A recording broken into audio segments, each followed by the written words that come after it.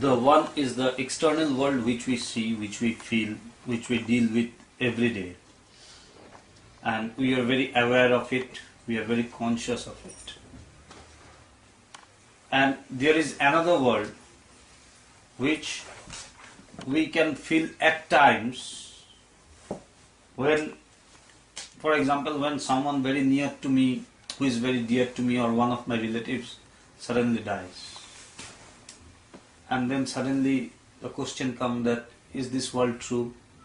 What we have been seeing, what we have been dealing with, what we are doing every day, is it all true? Because I just saw my friend or my relative or my any dear friend this morning, and suddenly he is no more. And suddenly this world which seemed to be so real to me becomes a question in my mind. There is a big question in me. And I don't feel anything good. I see the world not as good as I used to see it earlier. And I feel sad. I feel the sadness in me.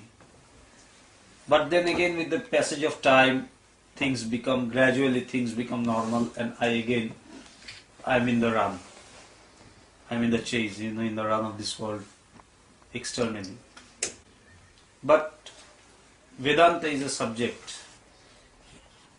First, a beautiful thing we must bear in our mind, that Vedanta is not confined to any religion.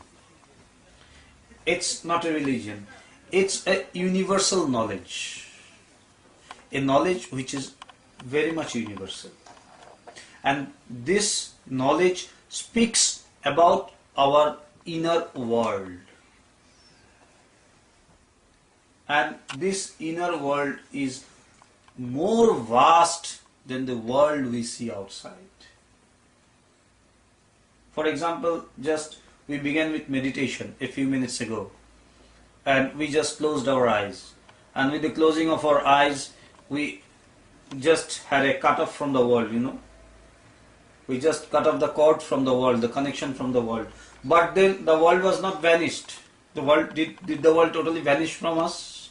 No, in our inside we had a world which is much bigger than the world we see outside. It's so vast.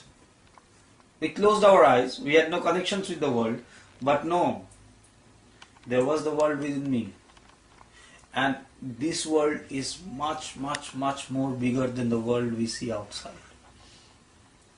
And then, actually, if we see that what we are for in this world, what do we search in this world? Why are we running? We are always busy from morning to night, when we start to know something good or better, or when we can discriminate, this is good, this is better, or this is good, this is bad. From that time we start our run. We are running, and till we go to the graveyard we are running. But did we ever ask the question, for what? Why for are we running? What is the cause of our running? What is the goal of my running? What do I really want? What is my goal? I will say that my goal is to become an engineer or a professional or an MBA or an MCA or a big manager or something like that. But that cannot be just the goal of my life. That's a livelihood. Livelihood is for life, but life is for something else. Life cannot be just for livelihood. It cannot be so small, just to become an engineer or a doctor or a good professional. It's for something else. And why is this for? The first thing is that we all want to enjoy. We all want to laugh. We all want to smile. We all want to be happy. This is the first thing that comes to our mind. Why we will enjoy this world. The first thing what we want is that we want enjoyment. We want to be happy. But when we go in this world, when we enter into this world, there are so many real things which does not allow us to be happy always. There are so many things. There are so many hard realities of this world which does not allow us to be happy always. And we become sad, we become frustrated. Despite having all the good things in the world, despite having all the amenities at our hand in our house, still we cannot smile. We become frustrated. We become tensed. Why? Because we have known of this external world, but we do not know of the real world which is within me, which can actually give me happiness, which can actually give me peace, which can actually make me happy. So Vedanta is a subject which speaks of this inner world, because there is no one in the world who wants to be sad, who wants to be gloomy. We all want to smile, we all want to laugh, we all want to be happy, but actually we don't know the source. To be happy, we run externally. Okay, I go to the supermarket, or I go to a Inox or a cinema theater or a theater hall, and I see a very good film and I will be happy. No, it can make me happy for maybe 2 or 3 hours, but then that is not the source of happiness. And if I am not happy in my mind, a good theater or a good film cannot make me happy. I don't feel like seeing. I don't feel like doing anything. Because happiness is not kept externally. It's within me. So Vedanta, what does this subject do? What does actually spirituality do? All spirituality, all the religions or all the spirituality in the world, they all say one thing, that look into yourself. You will find everything there. All the treasures of life are hidden there, in the self. We search for peace, we search for bliss, for happiness everywhere in the world. But the only place where we do not search is ourselves. And this is where it is hidden.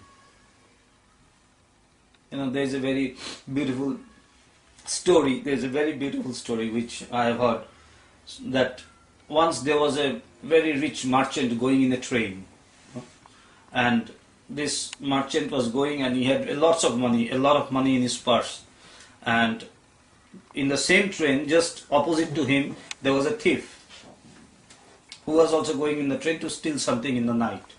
Now this man, as he was very, aged and experienced, he could understand that this person is a thief and he wants to steal my purse. He wants to steal it.